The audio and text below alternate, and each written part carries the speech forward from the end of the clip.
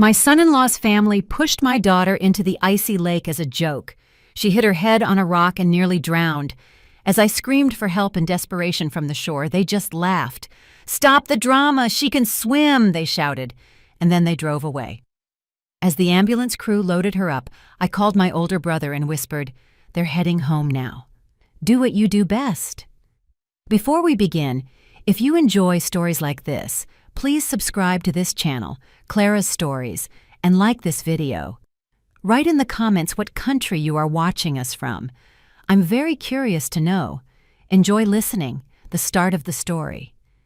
The air that day at the Van Doren's lake house on Lake Tahoe smelled of pine needles and fear. To everyone else, it probably just smelled of pine and the smoke from the grill that had long since cooled. But I always caught that second, bitter undertone. I sat on a wicker chair on the porch, a little separate from the big table, and watched my daughter, my Lena. She moved around, pouring aged scotch for her husband, Preston, and his father, Garrett, and laughing at their clumsy jokes. Her laughter sounded too bright, too strained, like that of a child terrified of punishment, trying desperately to prove she was good. My heart tightened with that laughter. Even after all these years, she was still trying to win their affection, the affection of people incapable of loving anyone but themselves. Their country estate matched their status, a huge, soulless house of dark wood, with massive picture windows that stared out at Lake Tahoe like cold, vacant eyes. The lawn was flawless. Not a single dandelion was allowed to grow. Everything was too perfect, too calculated, devoid of any warmth. Even the sun seemed different here. Its rays didn't warm, they just highlighted the glassy sheen of the water and the cold gleam of the expensive cars by the gate. I only came here for Lena. Every time she would talk me into it. "Mom, please come. They want to see the whole family.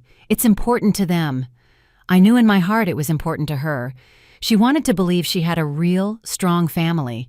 But looking at Garrett's self-satisfied face and Preston's perpetually mocking eyes, all I saw was a beautiful facade hiding rot. Garrett and Preston had been drinking heavily. Their forced merriment gave way to uninhibited aggression. They talked loudly, gesticulated wildly, and every movement they made radiated a feeling of absolute impunity. They were the masters of this place, the masters of their lives, and Lena was just another beautiful object in their collection. "Why is our little city girl Lena all bundled up?" Garrett thundered, fixing Lena with a heavy stare. She was wearing a thick autumn jacket and jeans. The day was cool, and a sharp wind blew off the lake. "Afraid of catching a cold, softy?" Lena smiled nervously. "It's just windy, Mr. Garrett." "Windy?" Preston scoffed, mimicking his father. "Back in my day, girls were swimming in October, and it did them good. They were tough. This is a greenhouse generation." I felt a cold dread settling inside me. I didn't like this conversation. It was like sharpening a knife, slow, methodical, full of anticipation. "Leave her alone," I said softly, but loud enough for them to hear. My voice sounded foreign on that porch, like the squeak of an old floorboard in a new house. Preston turned to me, a malicious spark flashing in his eyes. He hated it when I interfered. He thought I was just a crazy old woman fussing over her daughter. "Eleanor Hayes, don't worry. We're just having some fun, right, honey?" He winked at my daughter. Lena nodded, forcing another smile. "Of course, Mom, everything's fine." But it wasn't fine. I saw Preston and his father exchange a look. It was their special look, predatory, conspiratorial. It was how wolves look at a sheep before they attack. "Well, let's test how tough you are," Garrett suddenly declared, rising from the table. His massive frame cast a long shadow. "Preston, help me. We'll escort our Lena down to the water for a little dip." "What are you doing?" I stood up too. My heart beat fast, like a trapped bird. "Garrett, stop it. This isn't funny." But they didn't hear me anymore. They grabbed Lena by the arms. She gasped in surprise, more from shock than fear. She still thought it was a game. "Preston, no, Daddy, let me go," she stammered, trying to pull away, but her laugh only morphed into a nervous giggle. She didn't want to spoil the mood or appear weak. They dragged her across the lawn toward the wooden pier. I hurried after them, "Stop right now, you're drunk. You don't know what you're doing." They ignored me. I was air to them, an annoying buzz. They hauled her to the very end of the pier, which jutted out over the dark, icy water. The lake looked black and bottomless. "Go on, city girl, show us what you've got," Preston snarled. "No, please don't," Lena screamed. At that moment, she finally understood. She understood it wasn't a joke. Her voice held genuine horror. I ran towards them, trying to pull Preston away, but he shoved me roughly aside. I stumbled, nearly falling, and in that instant, with one last smug laugh, they pushed her. It all happened in a blink. My daughter's body, heavy with soaked clothing, vanished beneath the surface with a dull splash. Only dark ripples and a few air bubbles remained. Silence. 1 second. 2. 3. A silence that roared louder in my ears than any scream. Then they burst into loud, booming laughter, as if they had just witnessed a brilliant comedy. "That'll wake her up," Garrett said, wiping tears of laughter from his eyes. But Lena didn't resurface. I stood frozen, staring at the black water. My own scream was trapped in my throat. Finally, she came up, just for a moment. I saw her pale, distorted face. A thin trail of blood ran down her temple, dark, almost black on her wet skin. Her eyes were empty, unfocused. She didn't scream, didn't thrash, she just stared into nothing. Then her body went limp again and began to sink slowly. That was when I finally screamed. It was an inhuman, animal cry that tore from the depths of my soul. "Help! She's drowning! She hit her head!" Preston and Garrett stood on the shore, unmoving. "Oh, come on, Eleanor Hayes," Preston waved casually. "Stop the drama. She can swim." "End this hysteria," Garrett added, turning toward his black SUV. "She'll climb out on her own. A little cool down won't hurt." They turned and walked to their SUV. I looked at them, unable to believe my eyes. They were simply leaving her there in the icy water. I screamed again, my voice cracking. "Where are you going? Come back! She's dying!" The car doors slammed shut. The engine roared to life. Preston stuck his head out the window and, still grinning, yelled, "Don't ruin our evening, mother-in-law. See you at home." And they sped away. The crunch of gravel under the tires, the distant hum of the engine, and then silence. Only the lapping of the water and my desperate, helpless scream dying in the cold evening air above the black, indifferent lake. I stared at the water, and the scream froze in my throat. It turned into an icy knot that pressed down on my lungs, making it hard to breathe. The world narrowed to that dark spot on the lake's surface and the spreading ripples. The panic that had just been tearing me apart suddenly condensed, solidifying into something else, hard and heavy. It sank to the bottom of my soul, replaced by a shrill, unnatural emptiness. In that emptiness, I heard a distant sound, the put-put of a boat motor. I turned my head. Behind the reeds, about 100 yards from the shore, a small inflatable boat was moving slowly. A man in a faded camouflage jacket sat inside. A fisherman. I didn't scream again. I had no voice. I simply raised my hand and pointed to the spot where my daughter had disappeared underwater. The man in the boat didn't understand at first, but then he must have recognized my face. Something about my stillness, my frozen gesture, told him more than any scream could have. He turned the boat sharply, the motor howled, and the boat shot toward the pier, leaving a foamy trail behind it. He was there a minute later. "What happened?" he shouted. His face was weathered and serious. I couldn't answer. I just pointed at the water again. "There, man." I finally managed to nod. He asked no more questions. He cut the engine, grabbed a boat hook, and began peering into the dark depths. I stood there watching him work. Every movement was precise, deliberate. He knew this lake. He knew what to do. And I, who had lived so many years, who had endured so much, was in that moment as helpless as a newborn kitten. He hooked her jacket with the boat hook. I saw a flash of light fabric underwater. He leaned over the edge, risking falling in himself, and pulled her up with incredible effort. As he hauled her into the boat, I saw her face. Blue, lifeless. In that moment, the ice inside me broke, but it didn't melt. It shattered into 1,000 sharp shards. I pulled out my cell phone. My fingers wouldn't obey, but I forced them to dial 911, 911. Ambulance. I spoke calmly and clearly to the operator, giving the address of the vacation community and directions to the lake. I wasn't crying. My voice sounded strange, mechanical. While the fisherman performed mouth-to-mouth resuscitation in his boat, and I gave instructions to the paramedics from the shore, images flashed through my mind. Lena at 5 years old, crying with a scraped knee in my arms. Her as a first grader with giant white ribbons, proudly carrying her first bouquet. Her at high school graduation, twirling in her simple but beautiful dress, her eyes shining with joy.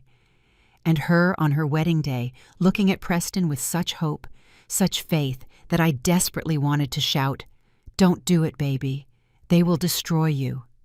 But I stayed silent. I stayed silent then, and I stayed silent all these years for her fragile, hard-won happiness. I smiled at these people, shook their hands, sat at their table, and swallowed their poisonous jokes like bitter medicine. I thought that was my sacrifice, a sacrifice for her family. What a fool I was. The ambulance arrived quickly. Medics ran out with a stretcher. They surrounded Lena, connecting her to monitors and covering her with a rescue blanket. I heard snippets of sentences. Pulse is weak, severe hypothermia, head trauma. They worked together, coordinated and fast, like a single mechanism. The fisherman stood nearby, kneading his cap in his hands. He wanted to say something, but I just looked at him and nodded, and he understood. He turned silently and walked back to his boat. I watched the flurry of medics, the flashing lights of the ambulance reflecting in the still water of the lake. And in that moment, I knew the old life was over. The life where I was just a mother-in-law, just a quiet, retired librarian whom no one took seriously. That woman died right there on the pier the moment her daughter went under, laughed at by her own husband. I pulled out my phone again. My fingers no longer trembled with shock. Now they trembled with something else. A cold, pure rage, like distilled water, fueled by a decision already made. I scrolled through my address book, names, and there he was. A single name, Isaac. I hadn't called that number in over 10 years, not since he destroyed the career of a very influential man and was practically blacklisted from his own profession. We had fought hard back then. I didn't accept his methods, his obsession, his ruthlessness. And now that was exactly what I needed. I pressed call. It rang for a long time. I was sure he wouldn't answer or had changed his number. But on the fourth ring, his deep, smoky voice came on. "Yeah, who is it?" He didn't recognize my number. "Isaac, it's me." My voice was quiet, almost a whisper. I didn't want the medics to hear me. This wasn't their conversation. Silence fell on the other end, a long, heavy silence. I could almost physically feel him straighten up, the gears in his brain beginning to turn. He didn't ask what happened. He never wasted time on unnecessary questions. "I'm listening, Eleanor," he finally said. I looked at the road where the Van Dorens had driven away 10 minutes earlier. They were probably already nearing the city, likely with music playing, laughing, and looking forward to a cozy evening at home. They didn't know yet that their cozy world was already cracking. "They're heading home now," I whispered into the phone. "Do what you do best." I didn't wait for a reply. I just hung up. The decision was made. All bridges were burned. The old rules no longer existed. The medics slammed the ambulance doors shut. The siren wailed, and the vehicle sped away, carrying my daughter with it. I remained standing on the shore of that black lake in the deepening twilight, and for the first time in many years, I felt no fear, but a strange, terrifying calm, the calm of a person who has just pulled the trigger. I called a cab. It came quickly, an old car that smelled of gasoline and cheap air freshener. The driver, an older, mustachioed man, looked at me anxiously in the rearview mirror. I must have looked terrible, my clothes stained with dirt, my face frozen into a gray mask. He tried to start a conversation, asking if everything was okay, but I stayed silent. All the words had been left behind on the shore. The entire drive to the city hospital, I stared out the window at the passing lights, but I didn't see them. In my head, with cold, detached clarity, a different scene was playing out, a vision of what was happening at the Van Doren's house right at that moment. I could see it. I could almost see their black SUV driving through the automated gate of their massive, fortress-like home. Garrett stepped out first, heavy, authoritarian. Preston followed behind, still smirking, full of drunken arrogance. They entered their sterile, lifeless foyer, which smelled of expensive cologne and furniture polish. Their footsteps echoed in the silence. They weren't worried. Why should they worry? Lena was strong, healthy, could swim. She had just been dunked. She was scared. No big deal. And the mother-in-law? The mother-in-law was always hysterical. She would scream and moan, and then Lena would come, as always, and fix everything. She would say, "Mom, stop. They didn't mean anything by it. They're just kidding." She had always defended them, always. I imagined Preston pouring himself another scotch, tossing ice into the glass. The ice clinked against the glass, just as the last coin in a beggar's pocket might clink. Garrett turned on the massive plasma screen TV. Some financial news program, numbers, charts, serious faces. They immersed themselves in their world, where everything was measured by money and power. What had happened an hour ago by the lake was just a minor annoyance, a bothersome interlude that was already almost forgotten. They were, after all, above consequences. Then the phone rang, not a cell phone, but the landline. They kept it for the sake of seriousness. Garrett answered sluggishly, and I heard his face change. Not from horror, no, but from annoyance. "Which hospital? ICU? What nonsense?" He listened, frowning, his lips pressed into a contemptuous line. "Yes, I'm the husband's father. Yes, got it." And he slammed the receiver down. "What the hell?" he said to Preston. "Your wife is at the hospital. Looks like your mother-in-law really did call the doctors. She must have played the drowning role a little too well." Preston grimaced as if he had a toothache. This was ruining his evening. It was an inconvenience, a problem that needed solving. And he hated solving problems. He loved creating them. The alcohol had already worn off a bit, leaving a dull headache and a sticky feeling of anger. He picked up his cell phone, found the number for my sweetheart, and called. I was sitting in the icy corridor of the emergency room when her phone vibrated in my jacket pocket. I took it out. The screen lit up with my sweetheart. What cruel irony. I stared at the words for a few seconds, then swiped the screen and held the phone to my ear. "Hello?" Preston said. In his voice there was no fear or remorse, only tired irritation. "Sweetheart, where are you? What did your mother pull now? They called my dad and scared him." I remained silent. I let him talk. "Sweetheart, are you listening to me? Stop sulking. Come home. Look, we got carried away. It happens." Then I answered. My voice was calm and quiet, like the surface of the lake after they had left. "She is alive." Silence fell on the other end. He hadn't expected to hear me. "Eleanor Hayes. Where is Lena?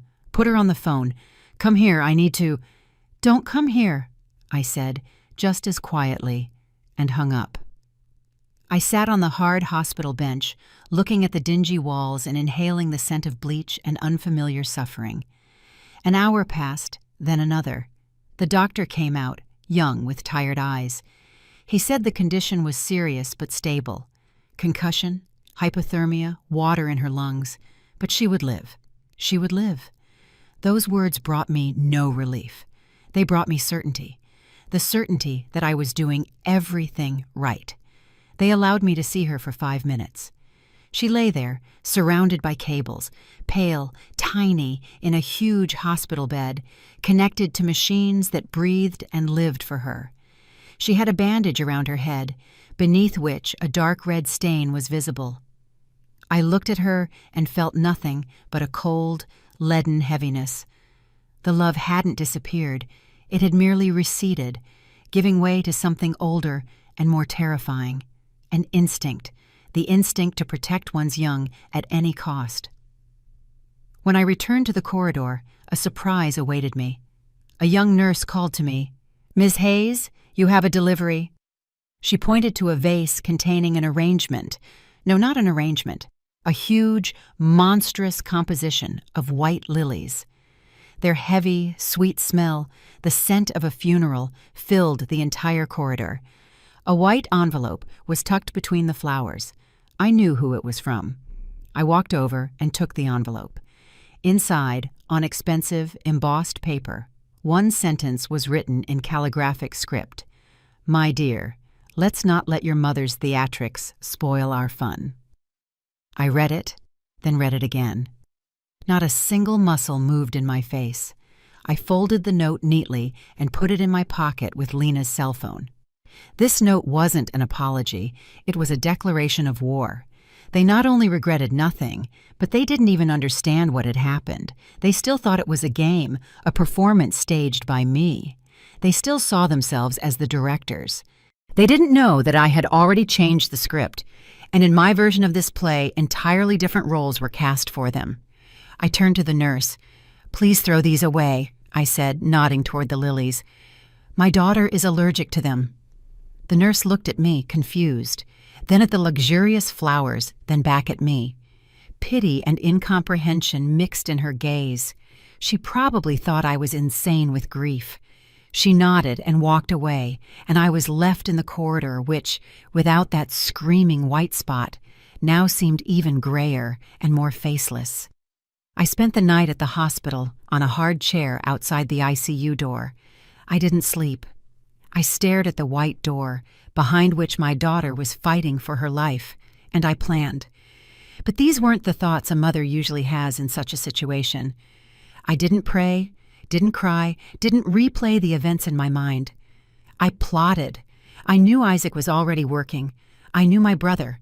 My short phone call was not just a plea for him, but a signal he had been waiting for all those years of obscurity without knowing it.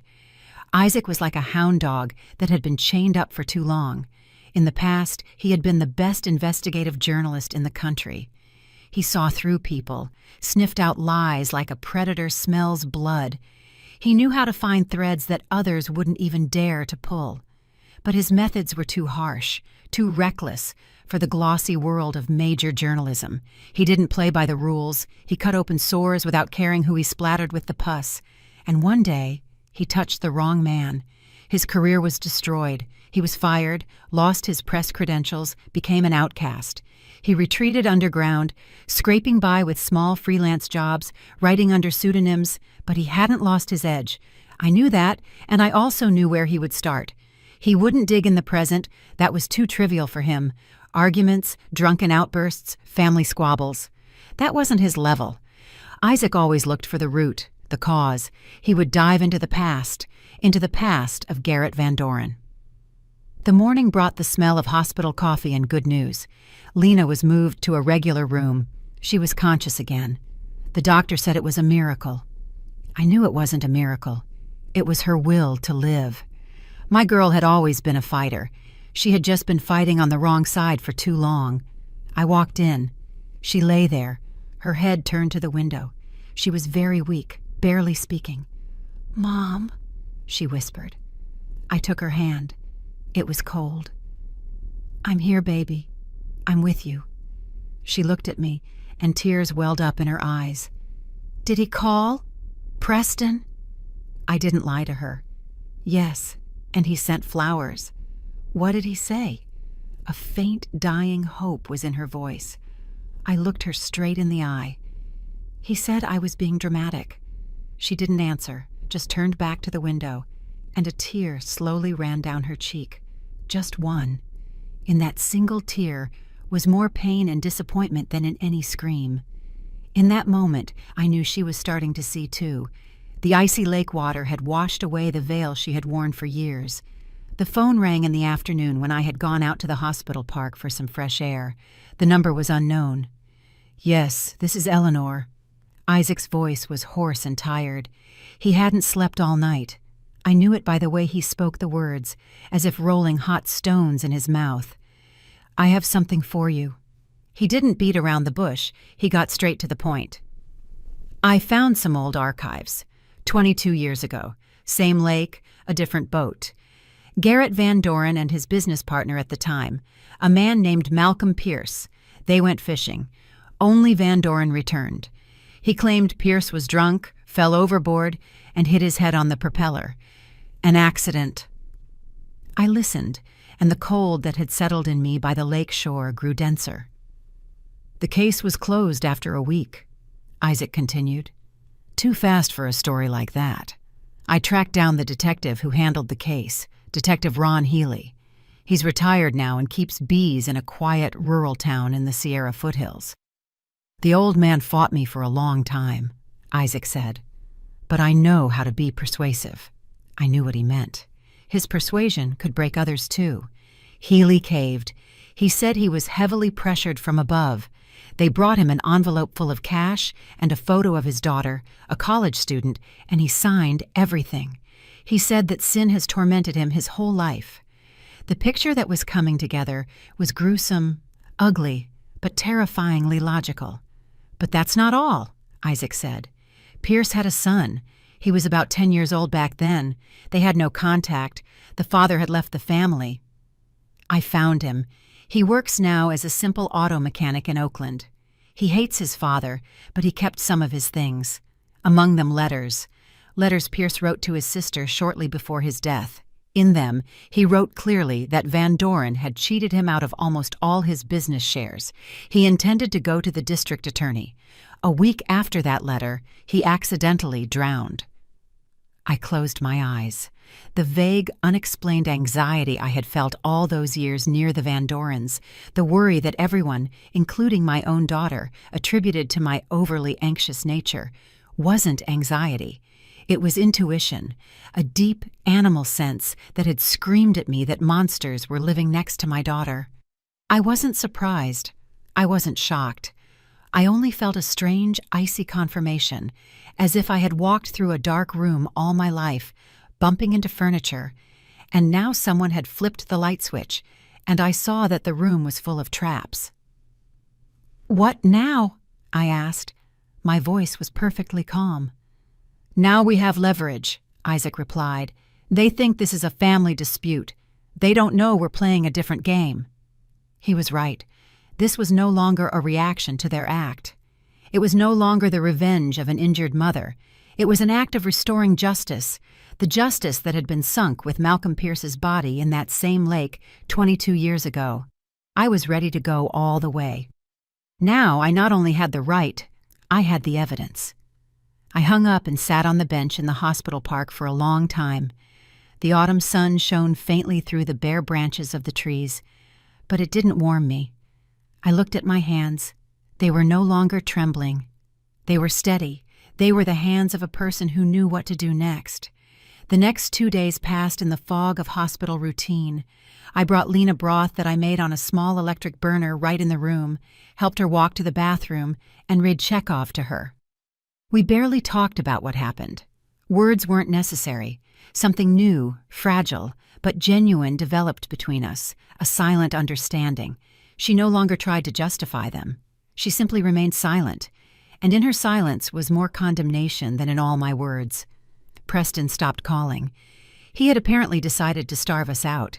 He was waiting for Lena to calm down and call him herself, as was always the case after their arguments. He didn't understand that this time, everything was different. He was still playing his game, by his rules, in his small, cozy world where he was king. He didn't know that outside his world, the clouds were already gathering. The climax came on the third day. I imagine it like this. Garrett Van Doren is sitting in his huge office, furnished with dark oak and leather. perfect order on his desk: an expensive pen, a notebook, several phones. He skims the morning stock report on CNBC. He is calm. He has the situation under control. The family annoyance with his daughter-in-law barely bothers him. That's Preston's problem. Small, everyday, solvable. Women always cause trouble. You just have to show toughness, and they crawl back and apologize on their own. At that moment, one of his phones rings, the one without caller ID, the line for particularly sensitive conversations. He sees who's calling, and a satisfied smile appears on his face. It's an old friend, an important man from the regional administration, Mayor Jim Dalton, a man he had helped solve problems for many years, a man who owed him a favor. "Jim Dalton, pleased to hear from you," he says in his velvety, confident voice. "To what do I owe the honor?" But on the other end, he hears no friendly greeting, only a dry, cold, almost hostile tone. "Garrett, I need to speak to you seriously and not over the phone." Garrett frowns. He doesn't like this tone. It disrupts the accustomed order of things. "Did something happen?" "Something happened." The voice on the phone grows harder. "A man was here today. He claimed to be a journalist, though he looked more like a district attorney, very persistent." Internally, something constricts in Garrett for the first time, a cold, unpleasant lump. "And what did he want?" he asks, trying to keep his voice indifferent. He wanted to talk about that 22-year-old case, the case of a certain Malcolm Pierce. He asked very unpleasant questions about the boat, about the money, about your argument with him the night before he died. He knew details that only 3 people could have known: you, me, and the deceased, Detective Healy. The office, which a minute ago seemed like a bastion of his power and stability, suddenly begins to narrow. The air grows thin. He remains silent. "Garrett," Jim Dalton continues, and there is no hint of old friendship in his voice, only steel. "I covered this story up once. I will not do it a second time. My reputation is more important to me. I advise you to solve this problem quickly and make sure my name doesn't show up in it again. Ever. Do you understand me?" And he hangs up. Garrett Van Doren sits in silence. The stock report on the monitor appears to be a senseless jumble of numbers. He looks at his hands, the same hands that pushed my daughter into the icy water, and for the first time in many years, he feels them begin to sweat. He doesn't immediately understand.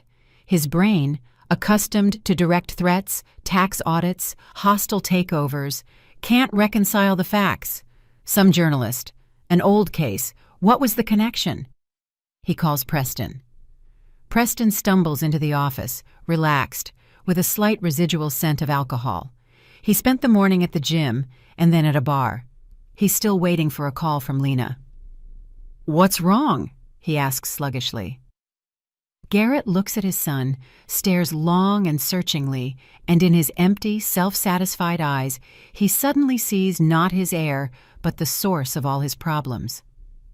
"Your mother-in-law," he says slowly, deliberately. "Did she say something? Threaten us?" Preston grins. "The mother-in-law? What's she gonna do? She'll cry, complain to her Lena. That's it." "Did she call anyone after it happened?" Preston thinks it over. "I don't think so. She stood there on the shore like a statue. She was yelling something, but I didn't listen." And then it slowly dawns on Garrett, like poison entering the bloodstream. That quiet, insignificant old woman whom they had never taken seriously. Her calm, dead voice on the phone when she took Preston's call. Her refusal to talk. That wasn't despair. That was a plan. He leaps up, going to the window. His world, so solid, so unshakable, built on money, contacts, and other people's fear, begins to wobble. He understands that this wasn't about a family dispute, and not even about a drowned daughter-in-law. It was about what happened 22 years ago on the same lake. Someone had dug up the grave he had so carefully cemented over, and he knows who did it. Not her herself, of course. She just pressed the button. She pulled the cord. The call she made from the shore wasn't to the ambulance or the police. It was the call to the executioner. "She has a brother," he says dully, more to himself than to Preston. "Isaac Hayes, journalist. Ex-journalist, rather. I'd completely forgotten about him." Preston looks at his father, confused. He doesn't grasp the scale of the catastrophe. He's still thinking about his wife, the inconvenience, the ruined evening. But Garrett has already understood everything. He has understood that the grenade he himself placed in that quiet woman's hands was already unpinned. And all these years, she had just been holding the safety lever. That day on the lake, she let go. He snatches the phone. He begins calling everyone whose numbers were saved in the separate, encrypted memory of the phone. People who had been fed by his hand for years, who owed him their position, their wealth. He called, and his voice, normally authoritative and calm, cracked, hoarse. He demanded, threatened, pleaded. He tried to start the usual mechanism, the mechanism of suppression, the mechanism of erasing inconvenient truths. But the mechanism failed. On the other end, he heard confusion, cold politeness, and more often a short dial tone. His world no longer obeyed him. The people who had laughed ingratiatingly at his jokes yesterday now pretended not to recognize his voice. The ship had sprung a leak, and the rats were the first to feel it. They didn't just run. They tore up the ropes that tied them to him so he wouldn't drag them down to the depths. Preston stood pale and bewildered in the middle of the office. For the first time, he saw his father, this monolith, this unshakable titan, so out of control. And fear, genuine, sticky, animal fear, began to seep into his soul too. He suddenly understood that the joke at the lake was more than just cruel play. It was the trigger for something terrifying, the full scope of which he couldn't yet grasp. I didn't see any of this. I didn't need to. I knew it was happening. I felt it from a distance, just as one feels the approach of a thunderstorm through the change in air pressure. But I felt no gloating. I felt no satisfaction. I only felt a cold, detached calm. The process had been set in motion, and now it was running its course, obeying its own relentless laws. That day, Lena was significantly better. She could already sit up in bed, propped up on pillows. Color had returned to her face. We talked a little, and then she fell asleep. For the first time in days, it was a peaceful, deep sleep. I left the room so as not to disturb her. I didn't want to wander the gloomy hospital corridors, and I remembered. I remembered that on the ground floor in the old wing, there was a library, a small room, forgotten by everyone, that almost no one entered.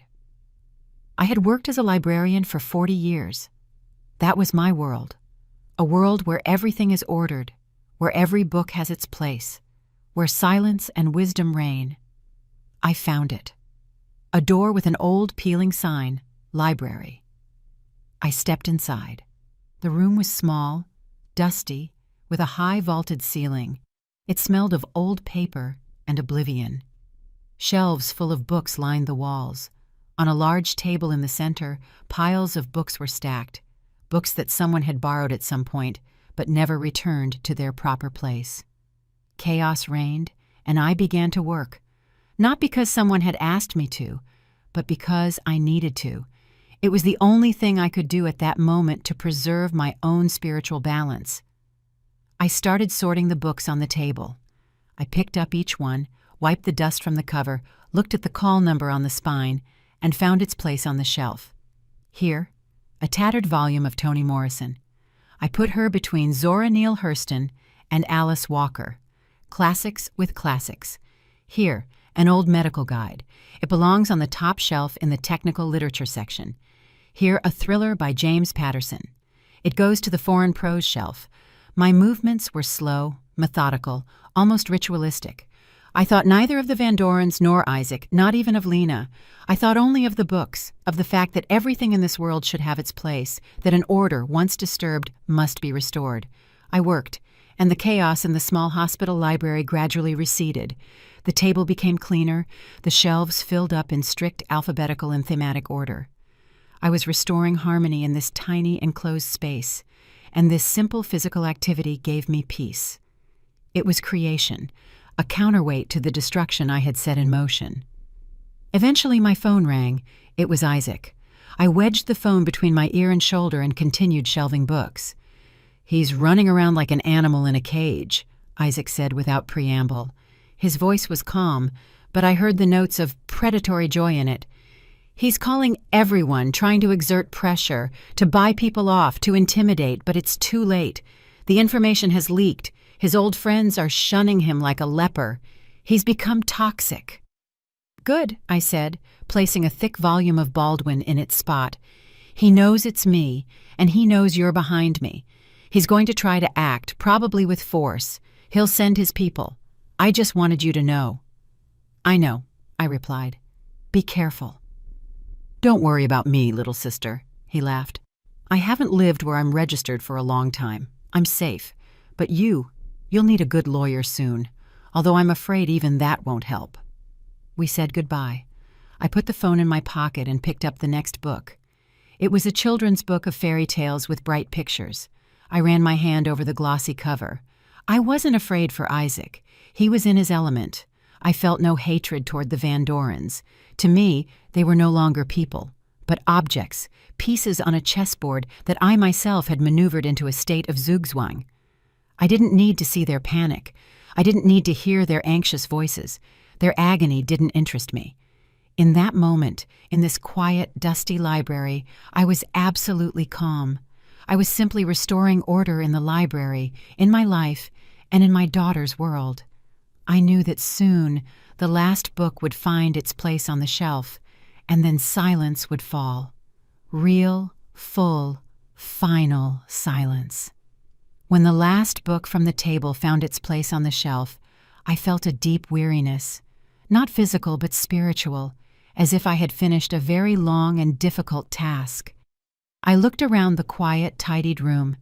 Harmony now reigned here. I left the library, pulling the door tightly shut behind me, and returned to the world of hospital smells and muffled sounds. Meanwhile, on the other side of the city, Garrett Van Doren's agony reached its peak. He had exhausted all his resources. His calls were no longer connected. His threats only elicited irritation. He understood that his empire, which had seemed eternal and unshakable to him, was only a house of cards, and someone had pulled the most important card from the foundation. Desperation is a poor advisor. It makes smart people do stupid, predictable things. And Garrett, having lost the ability to act subtly, decided to proceed coarsely. He resorted to the last argument he had left: violence. He called the head of his security detail, a sullen man with a heavy jaw and vacant eyes, a former Special Forces soldier who carried out the dirtiest jobs for him. "I need the address of this journalist, Hayes, and I need him to be spoken to very seriously, so seriously that he forgets not only my name, but his own." The man with the heavy jaw nodded silently. For him, it was routine work. Finding the address in this city was not difficult, especially with access to certain databases. An hour later, two inconspicuous dark cars with no license plates pulled into the courtyard of an old housing project on the outskirts of the city. 4 sturdy men in identical black jackets got out. They entered the stairwell, which smelled of cats and dampness, unhurriedly but purposefully, and climbed to the 7th floor. They went to apartment number 47, a shabby faux leather door, an old, almost antique doorbell. One of them pressed the button. In response, silence. He pressed it again. Still silence. "Enter," the oldest one briefly commanded. They didn't bother with the lock.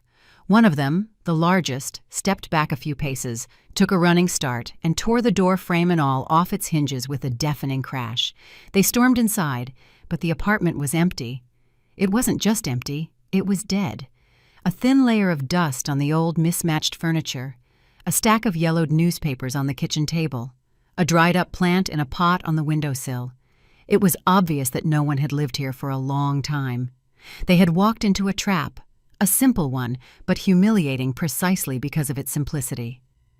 While they stared at each other in the gloom of the deserted apartment, my brother, Isaac, only a few miles away in a faceless rented hotel room, looked at his laptop screen.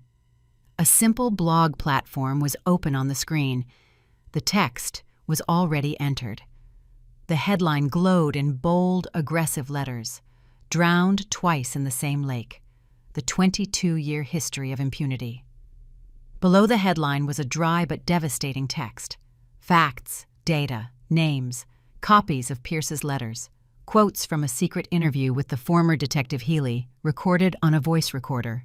The testimony of the fisherman who rescued Lena, the photo of the bouquet of lilies with the accompanying note, and finally, the report of what had happened at the lake 3 days ago. Everything was laid out with cold, procedural precision, without emotion, without accusation, just facts. But their totality was more terrifying than any verdict. Isaac looked at the clock. He had been waiting for this moment. He knew they would come for him. He himself had given them this hint through one of his informants. He knew that brute force would be their last desperate move, and he used it. Exactly at the moment Garrett's men broke down the door to his old apartment, thereby demonstrating their methods to the entire neighborhood. Isaac moved the cursor to the Publish button. Below the article, an address list was already prepared. Email addresses of all the major news agencies in the country, the editorial offices of all the regional and national TV channels, the official addresses of the district attorney's office, the Department of Justice, the addresses of well-known bloggers and public figures.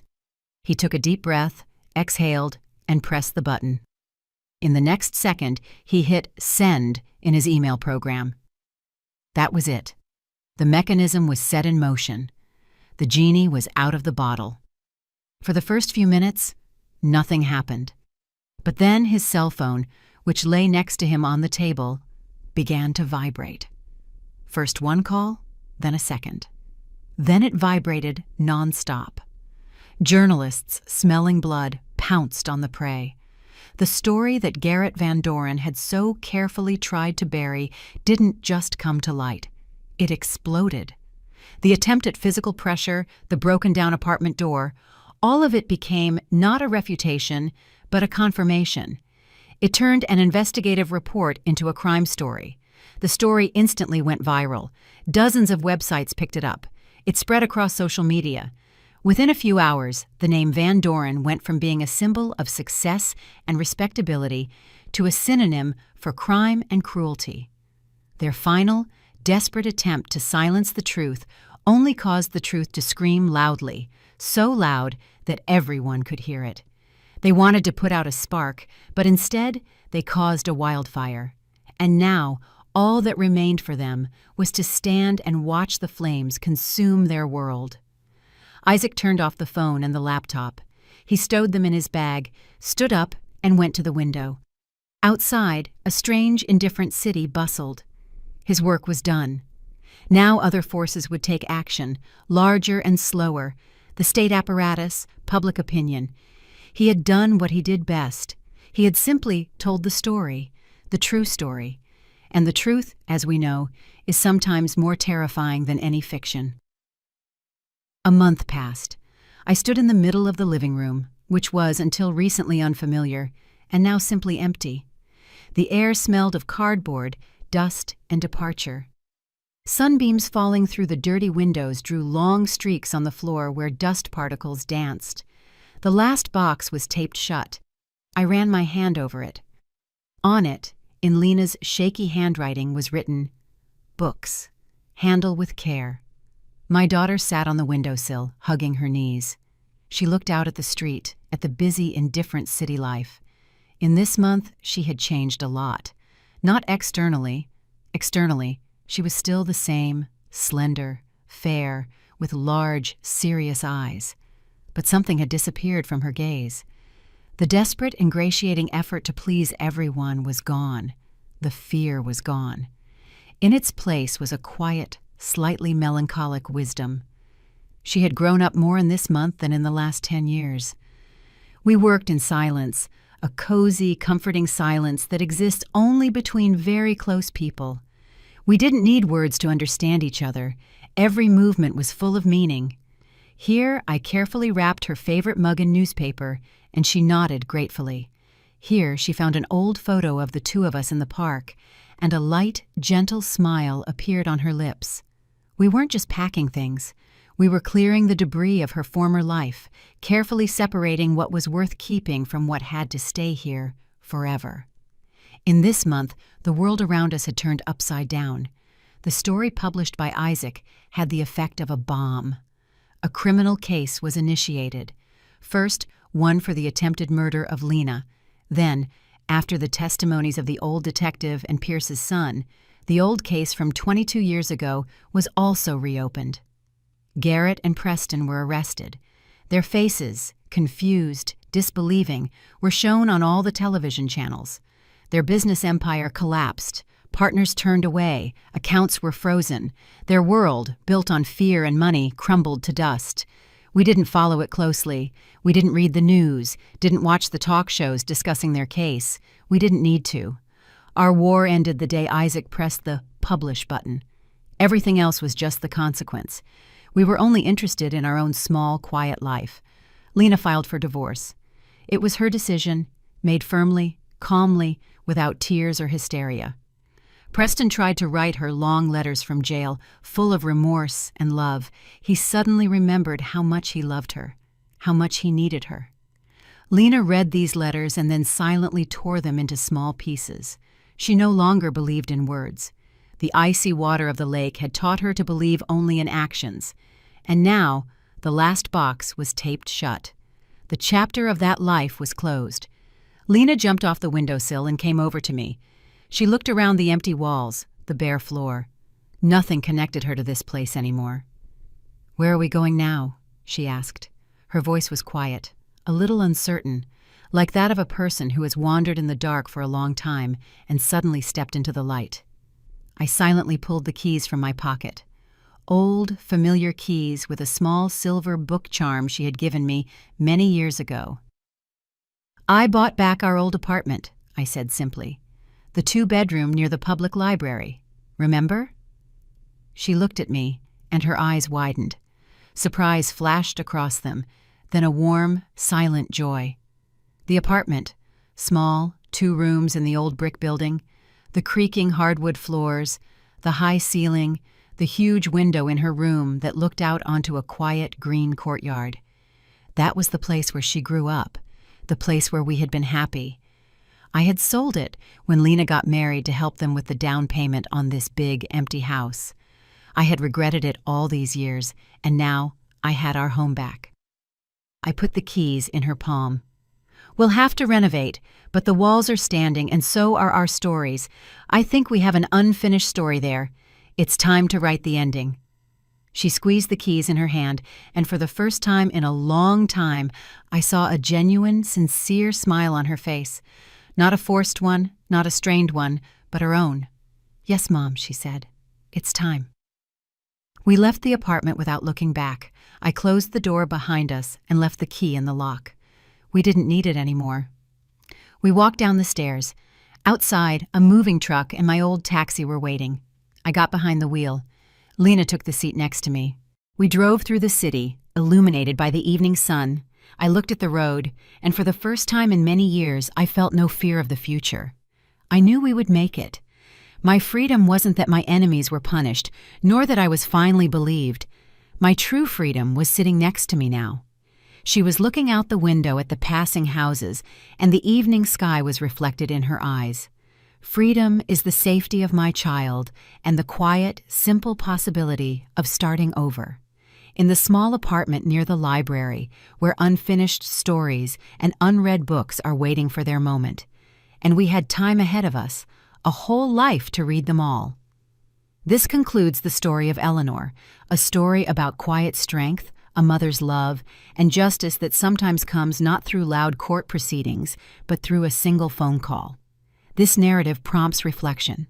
Where is the line between revenge and restoring order, between forgiveness and impunity? Eleanor didn't scream or plead with the consciences of those who had none. She chose a different path, a cold, calculated one, and as it turned out, the only correct one. What do you think? Did she act correctly? Could she have acted differently, trusting a system that had already failed once? Or is her action the only possible response to absolute evil hiding behind a mask of respectability? This choice is not just a plot twist. It is a profound moral question to which everyone will likely have their own answer. I would be very interested to know exactly what you think about it. Perhaps you have more questions about the fate of one of the characters, or certain moments in the story particularly piqued your curiosity. What do you think awaits Garrett and Preston in the future?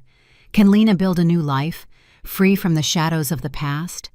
Or perhaps you'd like to share your thoughts on what Eleanor herself felt during the key moments of this drama. Write everything in the comments below. Let's discuss this story together. If this story has touched you, please support our channel. Like this video, subscribe if you haven't already, and of course, share your opinion. Your feedback and participation are the best reward for us, and what allows us to continue creating new, equally captivating stories for you. Since creating such stories, including research and preparation, takes a lot of time and effort, donations help us ensure the continuity and quality of our narratives. Your support, no matter the amount, directly contributes to Clara's stories continuing. Thank you for your generosity and for being part of our community. Did you like my story, and which city are you listening from? Let's meet in the comments. If you like the story, you can support me by sending a super thanks so I can keep bringing more stories like this.